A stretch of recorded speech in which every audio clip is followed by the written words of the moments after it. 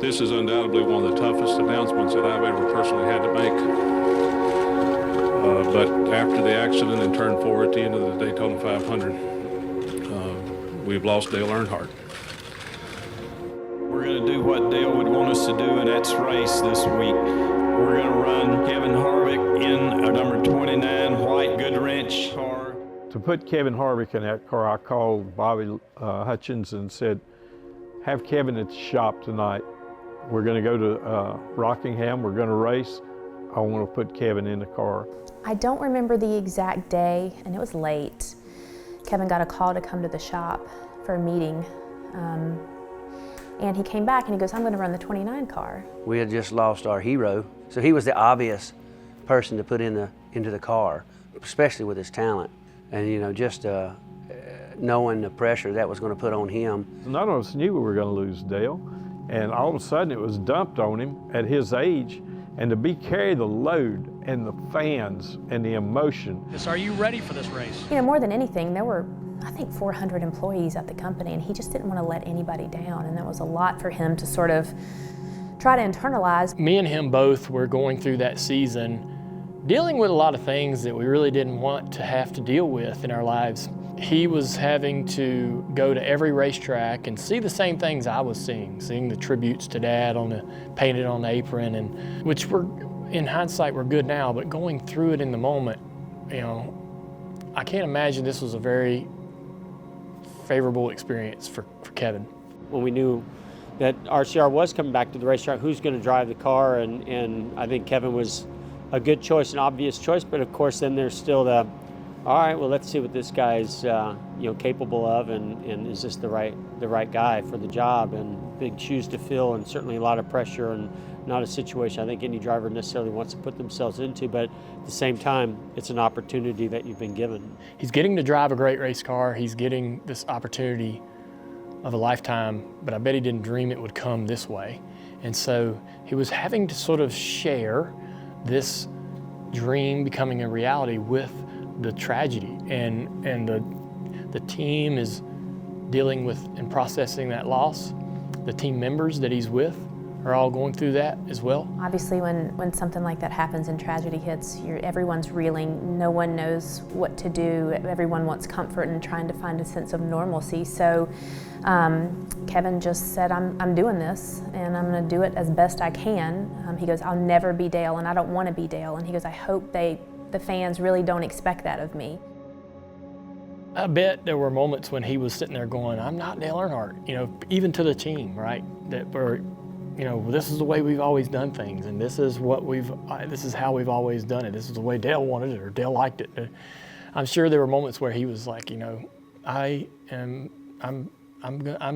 gonna need different things. I'm a different driver. Part of me was a little sad because I knew that we'd already had this program put together for him, and he's very much his own person, and I knew more than anything that was going to be the hardest part for him to move past, is not being able to create his own identity, to being held to a standard that no one could compete with that. You know, Dale Earnhardt was probably the best race car driver there ever is going to be in NASCAR, and nobody will ever replace him, and I think we all know that, so I would hope that you guys don't expect me to replace him, because nobody ever will. I couldn't imagine what he would go home at night and think about after a race, being in Dale Earnhardt's car and driving it. And I just think that the emotions that he would have to carry throughout that year of 2001, with all the fans and everyone charging after him for autographs and pictures, and it was a complete change in his life all at once. And I remember sitting up there that night in the office talking to Kevin, and to put that load on a young 25-year-old man, I don't know anyone that could handle that situation, getting in a car of Dale Earnhardt's and driving it like he did. I can't think of another driver who could have put all of the chatter and distraction and who the heck is this questioning and everything, just put that aside, go out, do the job. Luckily, it was Kevin that was the driver that was chosen to handle that situation, because his frame of mind and his ability to bite his tongue and buckle down and just stay the course. You know, he had the fortitude and the toughness and, you know, mentally and emotionally to manage that difficult situation, where I don't know that a lot of people would have been able to do it. You know, I think Kevin carried 2001 with a pretty even keel. I knew Kevin was strong. He was a very strong, mentally prepared person, and he could handle that, where I don't think any other 25-year-old young man would have handled it. He was always, you know, always tough, or even come across that way. I never saw him really, never seemed to be concerned with the pressure of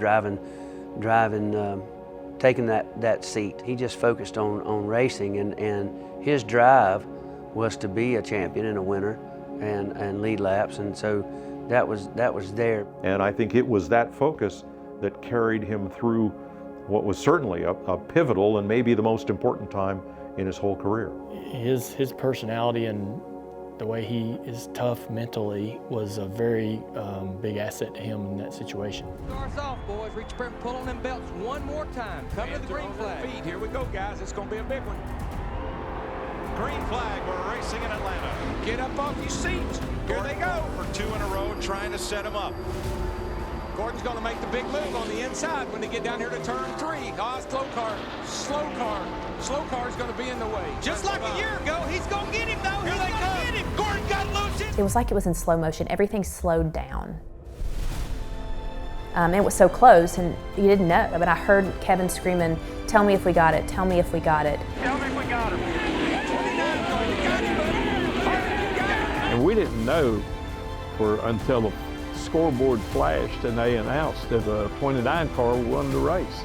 And then the emotion really hit us all of what was happening there. And we all thought, and I said, you know, what could be more fitting and what could be more special than KevinHarvick putting Richard Childress's car in victory lane and telling everybody in this sport, you know, we're all grieving, but it's going to be all right. I'm telling you, I'm speechless. What could be more fitting? What could be more special?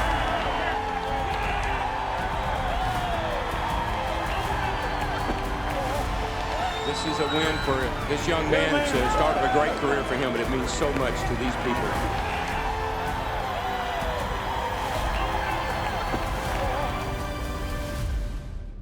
You know, even though didn't win the race and there was a little bit of disappointment in that, there was also a lot of excitement for the sport and what just happened, what Kevin accomplished, and especially for RCR to deliver that win was huge, because everybody was trying to figure out, how do we mourn, you know, how do we move on, how do we get to the next step in this sport without Dale Earnhardt, and that certainly took a huge leap forward. And Kevin did an amazing job, and you know, I think at that point forward we knew this guy's for real, and this guy's going to be you know, a major threat and a guy that does a lot in the sport.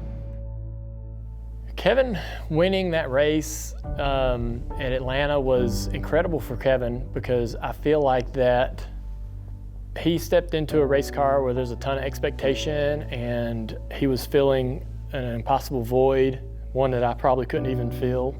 I wouldn't have wanted to be put in that situation that he was in, even with the name and everything and the connection that would have made perfect sense. I wouldn't have wanted to have to do what he did.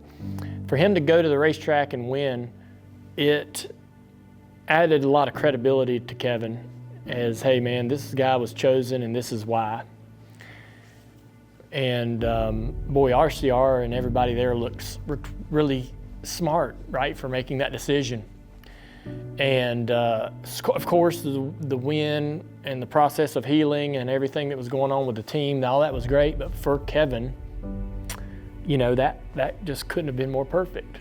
He needed to prove to everybody that, you know, he could do the job. And so he goes out there and does that at a very, very fast rate. So I imagine, I don't know, but I'm kind of imagining that a lot of weight was lifted off of his shoulders in that moment, that he could finally say, you know, all right, I've shown everybody that they picked the right person for this. And shoot, I mean, he hadn't had too many races under his belt at that point outside of the truck series, and he looked phenomenal. He drove like a veteran that day.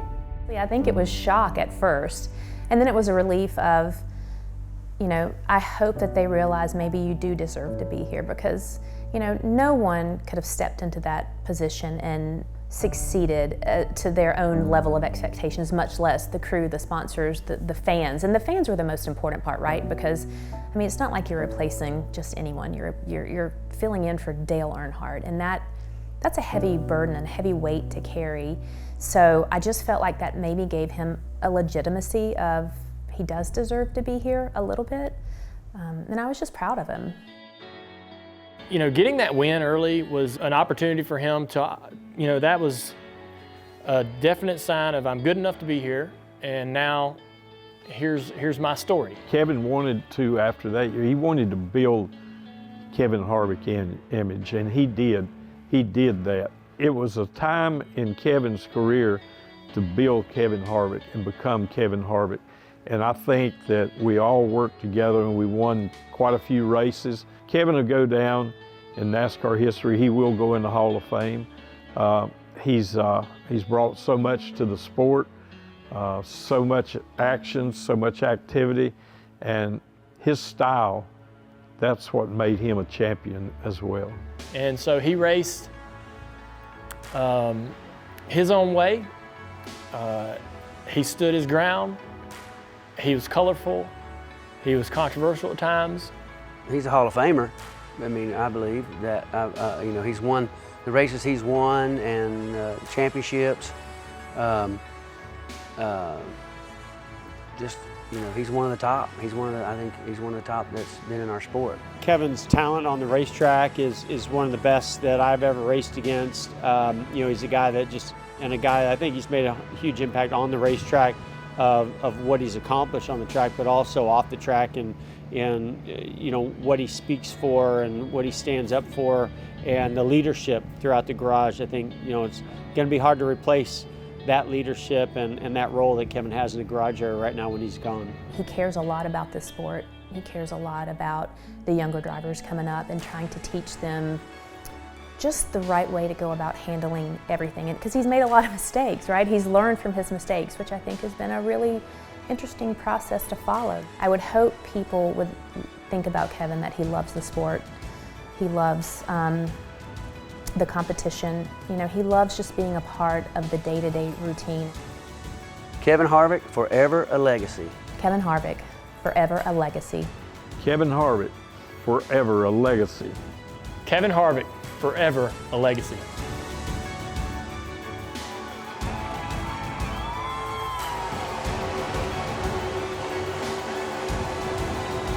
Awesome job, guys. Awesome job. That was awesome.